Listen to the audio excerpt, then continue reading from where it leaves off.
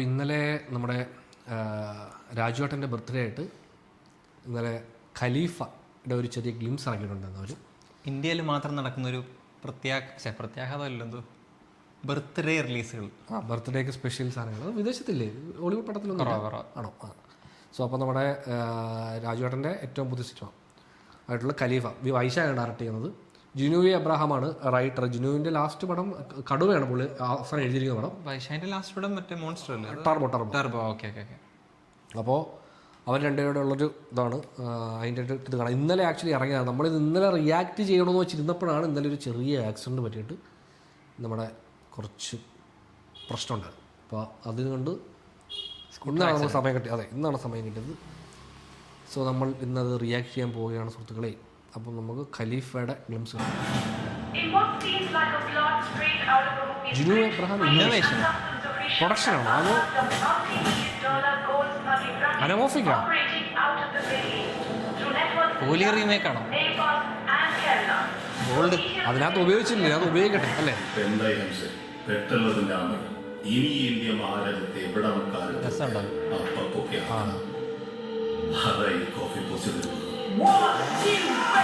പണിയിലുണ്ടായിരുന്ന പോലെ പണിയിൽ മറ്റേ പൊളിച്ചു.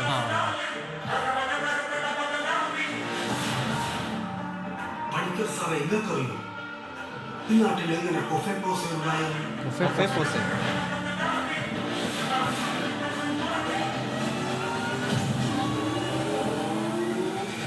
അങ്ങ് വടക്ക് സുക്കൂർ നിലയും ബാക്കി ഹാജി മസ്താൻ അന്നെങ്കി പോരെന്ന് പറഞ്ഞിട്ടുണ്ട്. പിന്നെ മാമ്പറയ്ക്കൽ അമ്പതായി ആച്ച് കൂലി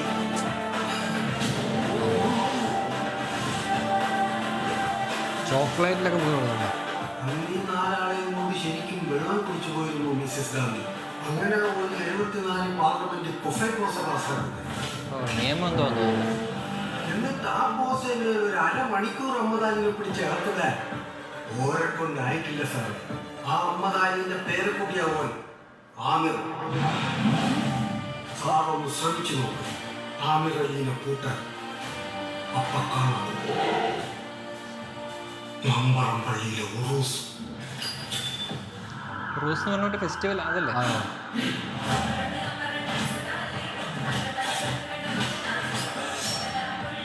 ചമഞ്ചാക്കോ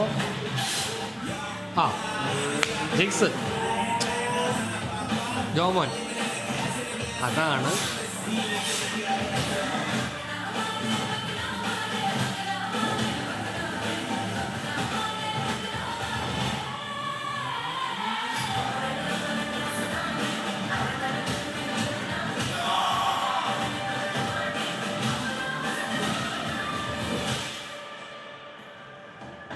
ഗ്രേഡ് ചെയ്ത്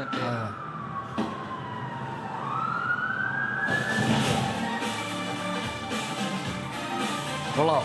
സംഭവം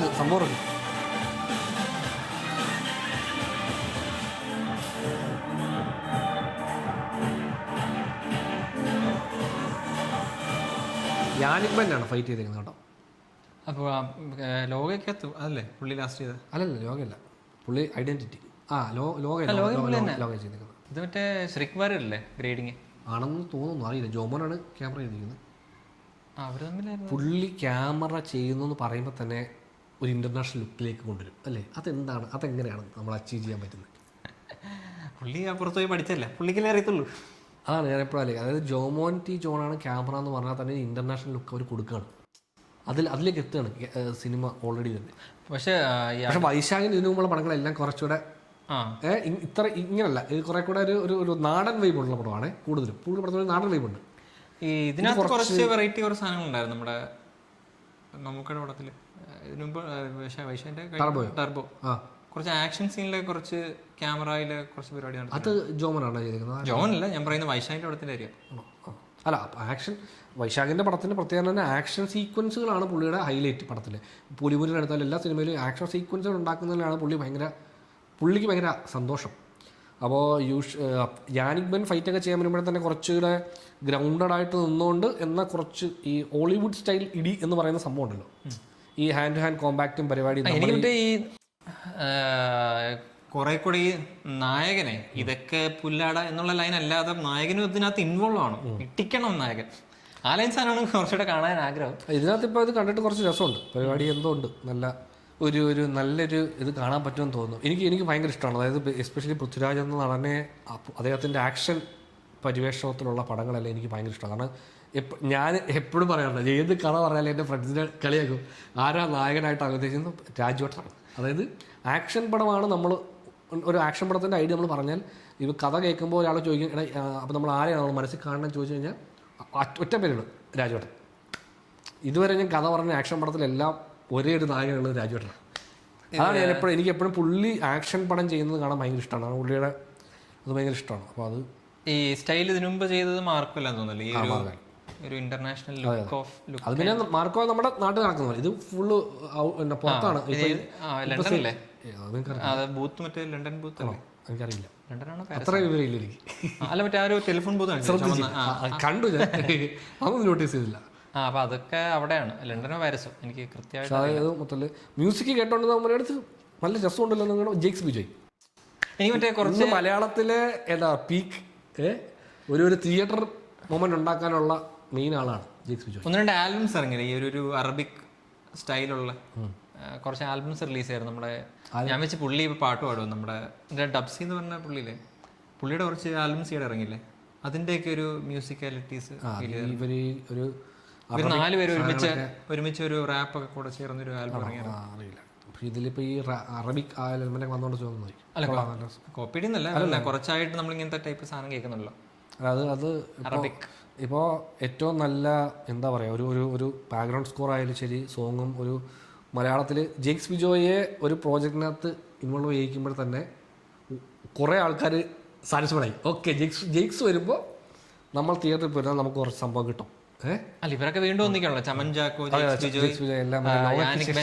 അതെ, യോഗയ്ക്ക് ശേഷം വീണ്ടും അതിനകത്തും ഒരു മികച്ച സിനിമാറ്റോഗ്രാഫറാണ്. ഇതിനകത്തും അതുപോലെ തന്നെ ഇന്റർനാഷണൽ ജോമോൻ എപ്പോൾ വന്നാലും ഗ്രേഡിങ്ങിന്റെ വലിയ പങ്കുണ്ട്. കാരണം ഈ മറ്റേ പുറത്ത് ഹൈ ബഡ്ജറ്റ് പടത്തിനൊരു ഗ്രേഡിംഗ് സ്റ്റൈൽ ഉണ്ടല്ലോ, വളരെ സ്ട്രോങ് ആയിട്ട് ഒരു ടിൻറ്റ് പുഷ് ചെയ്യുന്നത്. നമ്മളെപ്പോഴും ഞാനിങ്ങനെ ഒരുപാട് പറയില്ലേ, ഹോളിവുഡ് ലുക്ക്. അപ്പോൾ അത് ശരിക്കും ഈ പറഞ്ഞ നമ്മുടെ ലുക്ക് കുറേയൊക്കെ ഈ ലൊക്കേഷൻ ചേഞ്ച് ആകുമ്പോൾ തന്നെ ഈസിലി നമുക്ക് ലാസ്റ്റ് നമുക്ക് മറ്റേ കരത്തിലായിരുന്നു ഈ കരം. എനിക്ക് ആക്ച്വലി അത്ര ഇല്ലായിരുന്നു. പക്ഷേ ട്രെയിലർ കണ്ട സമയത്ത് ഇത് നമ്മൾ പറഞ്ഞിരുന്നു. പടം കണ്ടപ്പോൾ നമുക്ക് അങ്ങനെ അത്ര ഇതായിട്ട് തോന്നിയില്ലെങ്കിലും ട്രെയിലറിൽ നമുക്കത് ഭയങ്കര അതാ ലുക്ക് അത്രയും പുഷ് ചെയ്തിട്ടില്ല. ഇതിനകത്ത് കുറെ കൂടെ കുറച്ച് സ്റ്റൈലിഷ് ആണ്.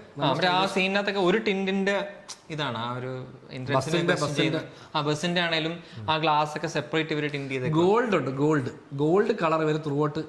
അതാണ് ആ മറ്റേ ഇൻവെസ്റ്റിഗേഷൻ സീനിൽ ഒരു ഗോൾഡിന്റെ ഒരു സീൻ ടു സീൻ വളരെ സ്ട്രോങ് ആണല്ലോ. ഈ സീനാണെന്ന് പെട്ടെന്ന് ഒറ്റ ഷോട്ടിൽ തന്നെ നമുക്ക് മനസ്സിലാവുന്ന രീതിയിലുള്ള ഒരു. സോ അപ്പോൾ നല്ലൊരു പടം ആവട്ടെ. ഇത് ഓണം 2026 ഓണത്തിലാണ് റിലീസ്. 26 കുറച്ചധികം നാളെ നമ്മൾ വെയിറ്റ് ചെയ്യേണ്ടി തുടങ്ങിയിട്ടുള്ളൂ തോന്നുന്നു ഷൂട്ട്. അതെ, വരട്ടെ പരിപാടി, പൊളിക്കട്ടെ. നമുക്ക് ഇങ്ങനത്തെ ഒരു സോ കോൾഡ് ഹീറോയിക് പടങ്ങൾ നമുക്ക് കുറവല്ലേ, നമുക്ക് കുറവാണത്. അപ്പോൾ വരട്ടെ അത് ആ സാധനങ്ങളൊക്കെ.